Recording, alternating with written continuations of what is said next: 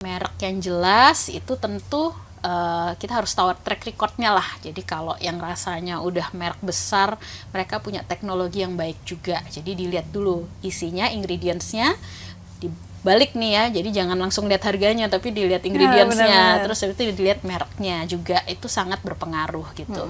Paling enak tuh sebenarnya cepat ke dokter. Ke dokter spesialis dermatologi, venerologi, dan estetika.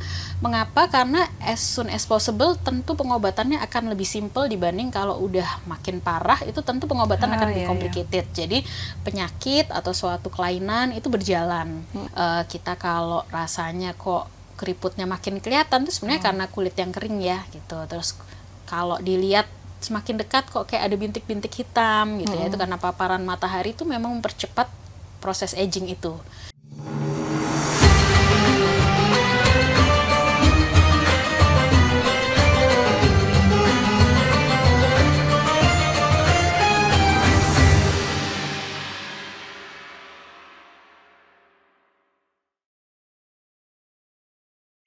Assalamualaikum Tribuners, bersama saya Nurika Anissa dan kita ada di podcast spesial Ramadan Wanita dan Islam.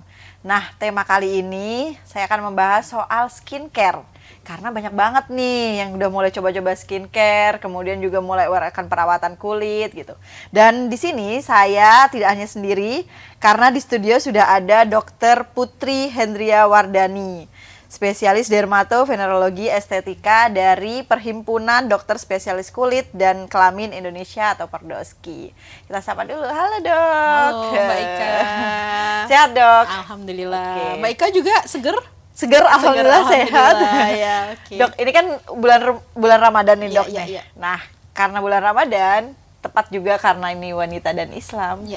Nih, saya akan ngajak dokter nih. Makasih banyak udah berkenan hadir. Iya, sama-sama. Kita ngobrolin soal wanita nih. Iya. Okay. Karena wanita itu kan suka pengen tahu banyak nih soal kulit ya Dok, soal estetika dan sebagainya. Kalau soal skincare Dok, mungkin sekarang remaja, putri, sampai bahkan laki-laki juga udah mulai aware Dok sama skincare. Nah itu seperti apa sih Dok sekarang ini trennya soal penggunaan skincare dan gimana sih peran dari Perdoski ya sebagai perhimpunan dokter spesialis kulit? Ini seperti apa sih Dok? Oke. Jadi ini pertanyaan yang bagus, menarik, sering dibahas, tapi masih juga sering ada yang masih belum tepat gitu ya, sehingga ya kita nggak capek-capek untuk terus membahas ini gitu ya. Jadi skincare tuh luar biasa perkembangannya ya. Jadi kalau kita lihat sosmed semua pasti yang tren adalah tentang skincare memang. Jadi luar biasa, per hari, per bulan ada skincare baru terus, dan kiblatnya juga ganti-ganti. Kalau dulu mungkin kiblatnya lebih ke western atau ke barat, sekarang Korea look mungkin ya. Jadi luar biasa memang. Nah, ini kita yang bersama-sama untuk mengedukasi gimana sih sebenarnya skincare. Nah, skincare sebenarnya luar biasa, mulai dari bayi, anak, remaja, terus wanita, nggak wanita aja, sebenarnya pria juga sekarang mulai banyak yang ke kami, ke klinik, ke rumah sakit, ke dokter spesialis dermatologi, venerologi, dan estetika untuk merawat, tapi yang sesuai dengan pertama gendernya, kedua adalah usianya gitu. Nah, skincare ini sebenarnya dibagi 3 Mbak Ika. Jadi ada yang namanya kosmetik, cosmeceuticals, kemudian jatuh ke drugs gitu ya. Nah, yang normally mungkin ada di luar yang sering disebut skincare adalah yang cosmeceuticals gitu ya. Nah, kalau kosmetik mungkin gampangnya yang kita pakai yaitu untuk makin bikin kita lebih percaya diri, makin bikin kita lebih cantik, tapi nggak boleh untuk menutupi dosa-dosa yang ada di kulit kita gitu ya Mbak ya. Itu namanya misalnya bedak, kemudian lipstick, blush on, eyeshadow, itu adalah kosmetik, sehingga dia benar-benar hanya menempel di permukaan luar kulit, tidak akan memberikan efek apa-apa begitu. Nah, itu yang perlu saya ingatkan bahwa yaitu harus enhance our beauty, bukan untuk menutupi. Misalnya kita ada masalah kulit ya, ada flek, ada jerawat, makin ditutupi oleh kosmetik karena akan makin bikin parah sebenarnya. Kedua, skincare atau cosmeceuticals yang sering mungkin kita bahas itu adalah dia hanya mempengaruhi kulit luar, jadi kulit bagian luar gitu ya. Kulit itu kan berlapis-lapis ya Mbak ya. Jadi dia hanya untuk di permukaan yang luar. Jadi tidak akan mempengaruhi atau merubah struktur dari kulit itu sendiri. Paling mudah adalah pelembab, kemudian sunscreen, atau mungkin beberapa skincare seperti retinol mungkin yang Mbak pernah dengar, AHA, BHA dengan konsentrasi tertentu gitu ya. Nah itu yang disebut skincare atau cosmeceutical. Kalau ada masalah barulah jatuh ke drugs, atau itu adalah segala sesuatu ya yang bisa merubah atau memperbaiki masalah di kulit dengan lapisan, dari semua lapisan hingga lapisan dalam, dan merubah struktur. Nah itu by prescription atau harus dengan persepan, otomatis harus konsultasi dulu ke dokter spesialis dermatologi, venerologi, dan estetika gitu. Jadi kalau untuk maintenance sehari-hari atau mungkin masalah kulit yang mild, boleh kita ke cosmeceutical atau skincare dulu. Mereknya pilih yang mana dok? Suka bingung nih ya. Nah merek yang jelas itu tentu kita harus tahu track recordnya lah. Jadi kalau yang rasanya udah merek besar, mereka punya teknologi yang baik juga. Jadi dilihat dulu isinya, ingredientsnya, dibalik nih ya. Jadi jangan langsung lihat harganya, tapi dilihat ingredientsnya. Terus itu dilihat mereknya juga, itu sangat berpengaruh gitu. Karena merek-merek besar sudah banyak Mbak yang berkolaborasi untuk penelitian dengan kita, sehingga mereka pasti udah banyak mendapat masukan, atau pasti kita juga banyak berkomunikasi dengan merek-merek tertentu yang baik yang melakukan penelitian, sehingga pasti aman seharusnya gitu. Kemudian tadi adalah selain merek juga reputasinya juga ya, jadi dilihat bagaimana selama ini gitu. Kemudian kalau ada masalah, dalam artian udah pakai skincare atau cosmeceutical yang beli sendiri tapi kok nggak sembuh-sembuh atau kok tambah parah, nah itu wajib ke dokter spesialis, yaitu dermatologi, venerologi, dan estetika, karena masalahnya kulit. Jangan ke dokter spesialis lain, nanti nggak nyambung ya Mbak ya, kan masalahnya kulit. Jadi itu nanti yang tentu pertama kita pilihkan. Jadi sekarang itu semua pengobatan very tailored Mbak, jadi Mbak Ika sama saya tuh bisa sangat berbeda, tipe kulit kita pun berbeda. Nah itu yang akan kita bantu, ada masalah apa, tipe kulitnya apa, nanti kita pilihkan obat atau cosmeceutical yang sesuai dengan tipe dan jenis kulit masing-masing gitu. Jadi once ada masalah, lebih baik ke spesialis DVE. Kadang udah beli macem-macem, kadang ada tuh pasien datang udah skincare-nya banyak banget. Pertama cost-nya tentu nggak efektif akhirnya gitu. Tapi kalau mau mencoba tapi nggak membaik, ya wajib untuk segera ke spesialis DVE. Nah di situ peran kita sebenarnya Mbak adalah untuk, pertama sebenarnya peran kita adalah ya gini, mengedukasi, tujuannya memprevent. Jadi sebelum ketemu kita dalam keadaan sakit atau untuk berobat, tentu harapannya ketemunya dalam rangka ngobrol-ngobrol gini. Jadi prevention itu sangat penting, itu utamanya. Kedua baru kita untuk mengobati. Jadi kalau memang ada masalah ya jangan sungkan, jangan ragu untuk ketemu dokter spesialis DVE gitu. Oke. Dok, tapi bagaimana membedakan masalah kulit yang masih bisa nih kayak ditangani dengan skincare, atau mungkin masalah kulit yang kayaknya aku harus ke dokter deh gitu, itu ada nggak sih dok yang bisa membedakan? Sebenarnya kalau ada masalah kulit sedikit ya, contohnya jerawat ya, terus kemudian ada merah, gatel, ada flek, apa ya, paling enak tuh sebenarnya cepat ke dokter. Ke dokter spesialis dermatologi, venerologi, dan estetika. Mengapa? Karena as soon as possible tentu pengobatannya akan lebih simple dibanding kalau udah makin parah, itu tentu pengobatan akan lebih complicated. Jadi penyakit atau suatu kelainan itu berjalan. Nah tentu kalau jalannya masih sedikit kita udah blok atau kita obati, tentu akan lebih mudah. Jadi jangan dipikir udahlah ntar aja gitu. Nah semakin complicated pengobatannya, semakin complicated, semakin susah, semakin takes time, kemungkinan terjadi komplikasi semakin tinggi, akhirnya dari cost waktu tentu jadi makin nggak efektif gitu. Jadi sebenarnya as soon as possible sih Mbak untuk segera bertemu gitu.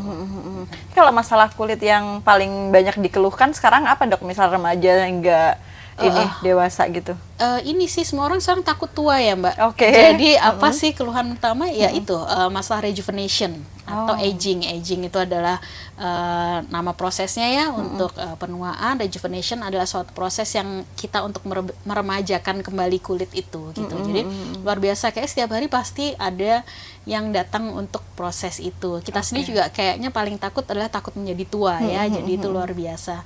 Kedua, akne, jerawat luar biasa. Jadi apalagi sekarang era dimana makanan luar biasa ya, makanan manis-manis, terus ultra fast processing dan sebagainya itu sangat mempengaruhi. Jadi modifikasi gaya hidup yang berubah itu yang akhirnya jerawat tuh masih akan terus ada.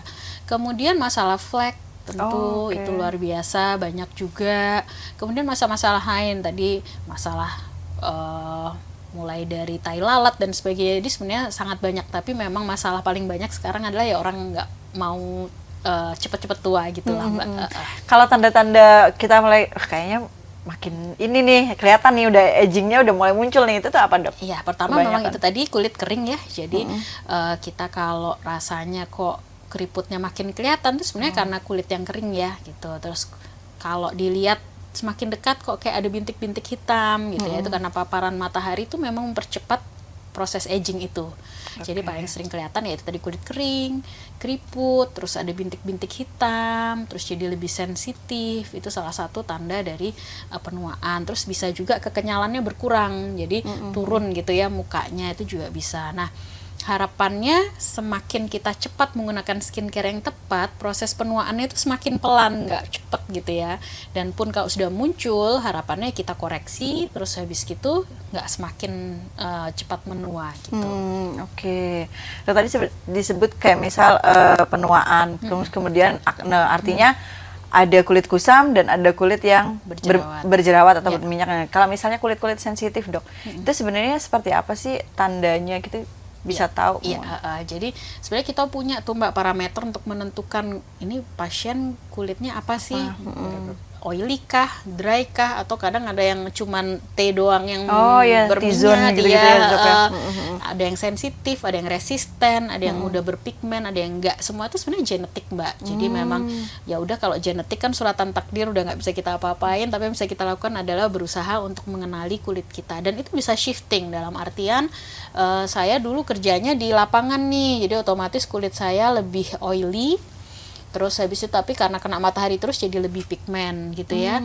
Setelah itu saya kerja kantoran, ya tentu berubah semua gitu ya environment kita. Kulitnya jadi dry tapi nggak kena matahari, jadi tidak berpigmen. Jadi sangat berubah. Makanya itu saya selalu bilang kalau pasien tuh paling penting juga aware terhadap kulitnya sendiri. Jadi dokter tuh hanya membantu yang ada sekarang, tapi kan kita berubah-ubah nih. Jadi pasien tuh juga harus kenal sama kulitnya masing-masing. Jadi saya paling senang kalau pasien tiba-tiba datang, "Dok, saya minggu depan mau umroh. Jadi apa nih, Dok, skincare yang tepat buat saya?" Padahal dia udah punya regular skincare, tapi ketika mau melakukan suatu perjalanan, dia kontrol, atau "Dok, minggu depan saya mau ke kutub utara apa gitu ya, misalnya, atau ke Eropa yang dingin, apa yang harus saya siapkan." Itu saya senang sekali, berarti pasien ini very aware terhadap perubahan-perubahan yang ada di kulitnya. Oke. Oh, kalau misalnya ini menarik, Dok. Kalau misalnya untuk umroh, karena biasanya beberapa kali tuh saya menanyakannya kalau misal tahun baru atau mungkin libur akhir tahun itu kan orang suka pergi ke luar negeri ya. Nah, kalau untuk ke luar negeri kan cenderung ke lebih dingin gitu, Dok. Nah, itu cenderung ke kulitnya makin tambah kering kah atau seperti apa? Dan kalau umroh seperti apa, Dok? Ya, jadi umroh itu kita juga jadi dokter harus ngerti geografi juga ya jadinya ya Mbak ya. Jadi memang panas tapi dia tidak selembab di Indonesia. Jadi walaupun panas dia kering Mbak sebenarnya. Jadi otomatis karena kering kita harus lembabkan. Jadi bawa pelembab yang baik dan gunakan frekuensinya banyakin. Kalau mungkin di Indonesia bisa 2 kali sehari, kalau kita mau umroh mungkin setiap habis wudhu mau pakai pelembab boleh biar nggak kering gitu. Terus karena dia panas dan kita di sana juga banyak activity yang mungkin kalau di sini pakai mobil, di sana jalan jadi terpapar gitu ya, otomatis tabir surya atau sunscreen wajib bawa. Dan yang suka orang lupa adalah, "Udah Dok, saya udah pakai sunscreen masih aja ya Dok." Ternyata pakai sunscreen juga ada caranya. Banyaknya. Pertama jadi adalah 2 ruas jari. Kadang kita sunscreennya mahal jadi disayang-sayang gitu ya, nggak sayang nanti hasilnya. Jadi memang 2 ruas jari ini. Kemudian yang kedua di reapply. Itu yang paling penting, 2-4 jam itu harus di reapply. Jadi kalau Mbak mungkin ada bedah tasnya dokter kulit pasti isinya adalah sunscreen gitu. Jadi itu harus di reapply juga. Oke, ini berapa kali, Dok, kalau misalnya? Setiap 24 jam. Jadi misalnya pagi berangkat pakai, terus nanti sekitar jam 10, jam 11 dipakai lagi. Nanti pulang habis duhur dipakai lagi. Nanti sekitar kalau di Indonesia ya jam 3:30 udah nggak ada matahari, nggak boleh di stop, tapi selama itu setiap 24 jam baiknya di reapply gitu. Dok, tapi kan jenis sunscreen itu kan banyak banget ya. Ada juga yang gel, ada yang maksudnya ada yang agak bening, ada yang lebih thick juga. Apakah itu juga harus tetap disesuaikan dengan kondisi kulit kita atau seperti apa sih cara milihnya gitu? Betul, jadi makanya itu tadi dokter SPDVA itu membantu untuk mengenali tipe kulit. Karena kalau salah, jadi sebenarnya bukan salah skincare-nya Mbak, cuman pasien atau awam kadang belum mengenali kulitnya, nggak tahu kulitnya, pilih aja skincare yang ada yang mungkin kemasannya lucu atau yang mungkin lagi hype gitu ya, atau yang paling murah dipakai gitu siapa gitu ya, dipakai artis siapa, pakai nyoba artis siapa gitu. bagus padahal berbeda. Nah itulah tugas kita untuk membantu mengenali kulitnya tuh tipe ini, kita pilihkan yang sesuai gitu. Tadi paling mudah adalah skincare, sebenarnya nggak sunscreen aja ya, pelembab pun tipenya banyak sekali, sabun pun tipenya banyak sekali. Jadi sabun buat Mbak Ika sama saya pun bisa berbeda karena tipe kulit kita berbeda. Nah sunscreen itu ada yang thick, ada yang lebih cair ya, watery, pilih yang mana. Nah itu sesuai tipe kulit.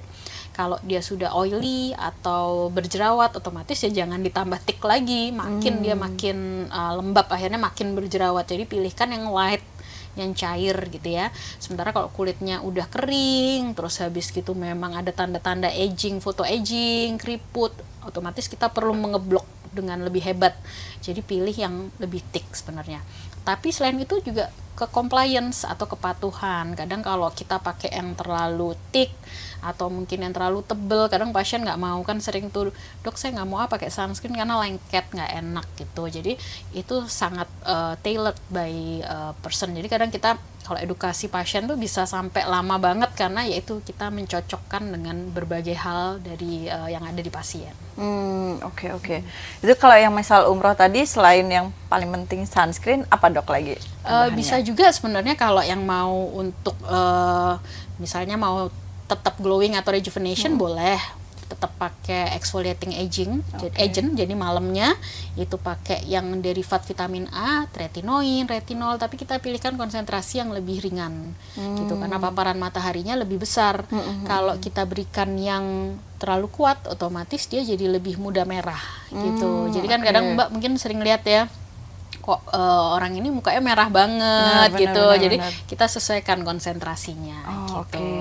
Selain itu ya balik lagi, minumnya jangan sampai kurang, makannya diperhatikan. Terus jangan lupa happy Mbak, karena kan kita tuh happy tuh sangat radiate juga ya. Jadi itu sangat mempengaruhi kesehatan kulit juga.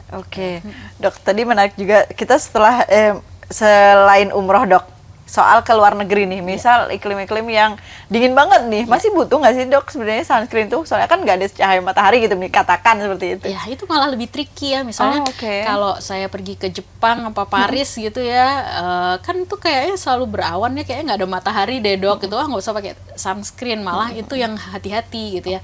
Even walaupun ya berawan tapi matahari di atasnya masih ada dan dia tetap ada apa sih UV, UV yang tembus, sehingga otomatis tetap perlu.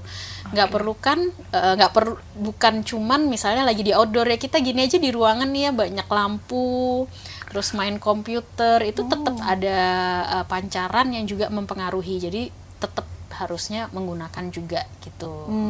Apalagi kalau ada masalah-masalah tertentu ya, misalnya flek dan sebagainya, sunscreen tuh harus lebih diperhatikan sebenarnya. Jadi kalau ke luar negeri, walaupun dia tempat yang dingin, nggak ada matahari, tapi kan kita sekarang teknologi udah luar biasa ya, kadang ada jam yang bisa tahu tuh UV index berapa, atau di handphone. Wah kalau udah ada UV indexnya 2, 3 atau lebih gitu ya, biasanya 3 ke atas, 5 sampai 8 wajib pakai sih Mbak itu gitu. Jadi tetap harus pakai. Dok, kalau untuk yang selain kita ngobrolin soal sunscreen, nah ini ada kebiasaan juga kayak misal layering nih, suka apa ya, berlapis-lapis gitu lah dok, untuk skincare-nya, atau mungkin belum lagi ditambahin sama riasannya. Nah itu tuh seperti apa kalau untuk kesehatan kulit? Jadi ini juga tricky juga, kalau ke dokter kulit mintanya yang very simple, tapi ternyata kalau udah sampai ke tempat skincare, seneng banget semua dibeliin gitu ya. Jadi prinsipnya memang nggak ribet Mbak untuk skincare ini. Saya membagi dari AM pagi sama PM malam gitu ya. Jadi kalau pagi yang benar adalah sabun aja, jadi bersihin wajah tuh cukup 2 kali sehari, nggak boleh terlalu sering-sering juga. Kemudian pelembab. Kemudian kalau ada masalah, biasanya kita kasih salep, misalnya kok jerawat, obat total jerawat lah, atau sesuatu yang untuk memperbaiki fungsi kulitnya itu. Ketiga, tabir surya. Udah itu aja sebenarnya. Kemudian malam nanti after activity ya, bersihkan wajah lagi, pelembab, Terus kalau salep kalau misalnya ada masalah kulit, kemudian krim malam untuk rejuvenation. Udah itu aja sebenarnya. Tapi itu kadang pasien, dok nggak ada toner, serum. Nah itu boleh ditambahkan optional. Tapi yang penting adalah prinsipnya itu tadi, sabun, pelembab, sama tabir surya. Terus krim malam yang mengandung exfoliating agent kalau diperlukan. Itu aja sih Mbak sebenarnya. Semakin banyak gimana gitu ya, misalnya bersihin wajahnya semakin ada 10 step lah, 9 step dan sebagainya gitu ya. Jangan lupa bahwa kulit kita tuh sebenarnya sudah kaya, mulai dari minyak, keringat, terus ada kuman yang baik, semakin dibersihkan otomatis hal-hal baiknya ikut keangkat juga, jadi nggak baik juga gitu ya. Nah kebanyakan skincare gimana dok gitu ya, itu tadi takutnya dia makin ngeblok pori-pori, ngeblok yang udah ada jerawat semakin berjerawat gitu. Jadi secukupnya sih sebenarnya, seperlunya. Sekarang eranya less is more ya, jadi semakin sedikit tentu yang penting bermanfaat dan efektif, itu aja sih Mbak sebenarnya. Wah, benar. Dok, kalau misalnya nih kita nggak ada masalah keluhan yang gimana-gimana gitu, artinya udahlah pakai skincare aja coba gitu. Tapi ada juga omongan skincare aja nggak cukup gitu. Nah itu sebenarnya bagaimana sih kalau misalnya kita ingin mungkin lebih nggak kusam atau apa gitu, kita tetap harus ke dokter kah untuk menanyakan itu? Iya. Jadi itu dia, kusam itu juga salah satu tanda penuaan dini juga gitu. Dok, kok saya wajahnya kusam ya? Itu artinya ada irregular texture and color. Jadi yang benar ya harusnya colornya sama, teksturnya sama. Nah kalau teksturnya sama, kena pantulan matahari akhirnya jadi glowing memang. Pantulan cahaya ya, jadi glowing gitu. Tapi kok kusam artinya teksturnya nggak sama, sehingga ketika ada cahaya dia tidak akan memantul dengan baik gitu. Nah itu artinya ada proses penuaan memang. Sehingga ya harusnya kalau ada keluhan itu kan artinya sudah mengeluh ya, berarti baiknya ya ke dokter gitu. First step memang nggak usah takut, kadang takut kalau ke dokter nanti diginiin digituin gitu ya. Jadi apa namanya, upselling ya bahasanya anak zaman sekarang gitu. Jadi memang krim itu yang paling penting utama. Lalu pertanyaan paling sering, emang harus pakai krimnya dokter gitu ya. Kalau memang ada keluhan, pertama adalah ke dokter, tapi nanti one day sangat bisa di-adjust dan sangat bisa combine dengan skincare yang dijual di pasaran. Itu sangat bisa sekali, jadi nggak usah khawatir. Kemudian nanti kalau misalnya kurang, mau lebih lagi ya, bisa dengan macam-macam, mulai dari peeling, laser, jadi banyak sekali pilihannya. Kita selalu memberikan opsi karena ini sifatnya lebih ke kosmetik ya, jadi tergantung waktu, tergantung cost gitu. Kecuali kalau memang tentang life saving tentu kita agak lebih strict karena memang perlu urgent, tapi kalau ini range-nya banyak sekali, mau peeling bisa, laser bisa, kalau keriput ada botox, kalau misalnya merasa kulitnya jadi lebih turun mau di filler, thread lift, itu sangat banyak pilihannya. Sesuai kebutuhan lagi ya dok, betul, ya, dan kondisi kulitnya ya dok ya. Oke, nah ada satu pertanyaan lagi nih dok, yang juga cukup beberapa kali saya lihat di media sosial. Apakah kalau misalnya kita konsultasi ke dokter spesialis kulit, kelamin, dan estetika harus ke rumah sakit? Terus apa sih yang harus ditanyain awal gitu untuk berkonsultasi gitu kan? Sama yang terakhir ini dok, memilih, kan banyak banget nih tempat-tempat klinik estetik. Nah seperti apa sih kita tuh memilih yang pas gitu lah? Oke, jadi itu pertanyaan yang bagus ya. Jadi kalau spesialis dermatovenerologi dan estetika tuh bekerjanya memang di rumah sakit dan juga di klinik, atau kadang sekarang ada rumah sakit yang juga memiliki klinik khusus untuk estetika. Itu ada, karena kita pahami bahwa kadang orang yang estetika itu kadang bukan penyakit ya, tapi kita pengen untuk masalah estetik atau kosmetik, sehingga kadang ada sendiri rumah sakit yang memiliki klinik estetik sendiri gitu, tapi dia nyambung dengan rumah sakitnya. Jadi apakah harus ke rumah sakit? Bisa juga ke klinik sebenarnya, tapi untuk masalah kosmetik dan estetik di rumah sakit pun bisa. Sekarang luar biasa Mbak, rumah sakit juga punya laser canggih-canggih gitu. Jadi jangan dipikir rumah sakit cuman menyembuhkan orang yang sakit parah gitu ya, tapi ternyata untuk estetik sekarang sudah banyak juga Mbak. Jadi banyak yang memiliki ruangan atau poli atau wing khusus untuk estetik gitu. Terus pilihnya yang mana sih gitu ya? Sebenarnya ya lagi-lagi karena ini masalah kulit, otomatis ya ke spesialis dermatovenerologi dan estetika sesuai namanya. Kami belajar mulai dari GP atau dokter umum, kemudian belajar spesifik tentang DVE ini 3-5 tahun Mbak. Jadi kita memang pertama adalah aman dulu. Kadang kita kalau nggak tahu tuh akhirnya malah pokoknya pengen cepet sembuh yang oke lah, pokoknya semua dikasih. Padahal sebenarnya yang penting dari pengobatan adalah yang aman dulu, Mbak.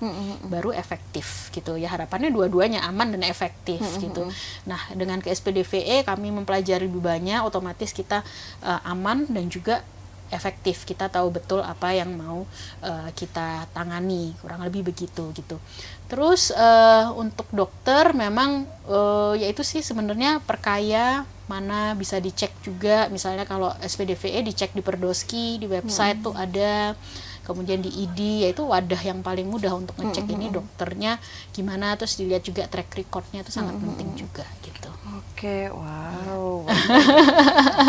Siap. Nanti kita sharing ilmu ini jadinya, Dok, bagaimana biar nggak salah-salah juga, karena sekarang tuh banyak juga, Dok, berita kayak misal ketergantungan skincare atau mungkin salah pilih atau mungkin masalah-masalah lain yang dikeluhkan gitu, Dok.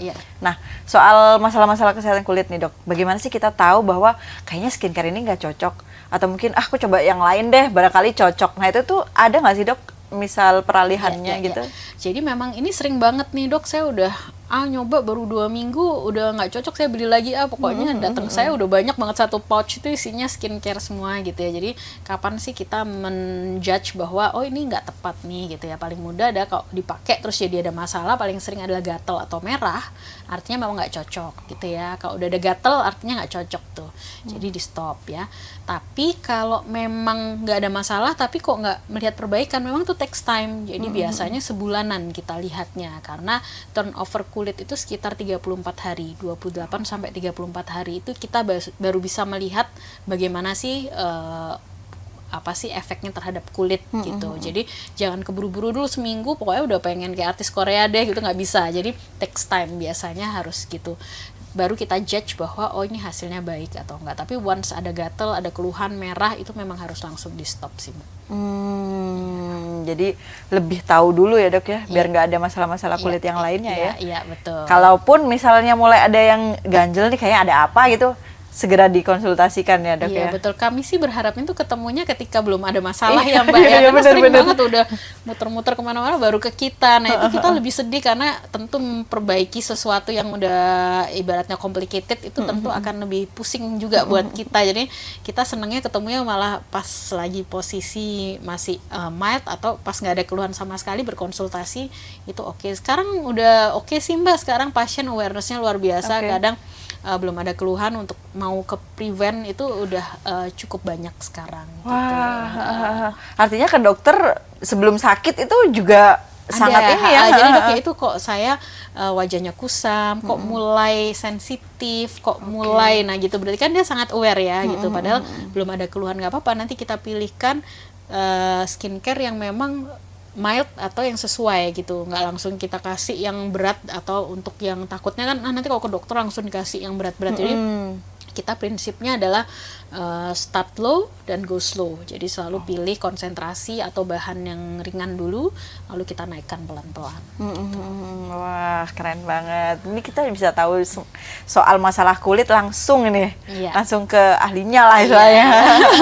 langsung semi konsultasi juga ini jadinya, Dok ya. Sebenarnya tadi ada pertanyaan dari Mbak Ika sendiri ya. Jangan gitu, Dok, memang seperti itu konsepnya. Tidak. Baik, terima kasih banyak loh, Dokter Putri, atas waktunya. Sama-sama Mbak Ika, saya senang dan terima kasih juga karena diberi waktu Perdoski. Jadi Perdoski ini sebenarnya adalah wadah dari perhimpunan organisasi yang khusus untuk spesialis DVE, yang tujuannya memang ya jadi wadah ya untuk kami. Tujuan utama dokter tentu yaitu untuk mengedukasi, mengobati, juga rehabilitasi. Nah, semoga yang kayak gini-gini termasuk ke prevention, kita terima kasih juga ke Tribun. Jadi ada wadah untuk kita sama-sama mengedukasi masyarakat. Semoga ini tidak putus ya, Dok ya, kolaborasinya. Amin, biar bisa memberikan manfaat lebih banyak lagi kepada para Tribuners. Baik, terima kasih Dokter atas waktunya. Kita akan kembali ke topik-topik yang lainnya. Mungkin bisa jadi kembali sama Dokter Putri, bisa jadi juga sama dokter-dokter lain dari Perdoski. Kita tunggu ya, Dok ya. Siap, Mbak Ika. Karena ini ilmunya sangat bermanfaat banget nih, baik untuk wanita dari remaja maupun ini, bahkan juga sekarang ternyata skincare itu juga jadi perhatian para laki-laki ya dok Betul, ya. betul, Baik. betul. Nah, semoga episode kali ini bisa memberikan manfaat kepada kita semua dan kita semua bisa menjalankan Ramadan dengan lancar, berkah juga. Nah, kembali lagi ke episode selanjutnya dengan topik-topik yang lebih menarik lagi. See you di podcast Ramadan dan Wanita dan Islam dari Tribun Jatim. Dadah.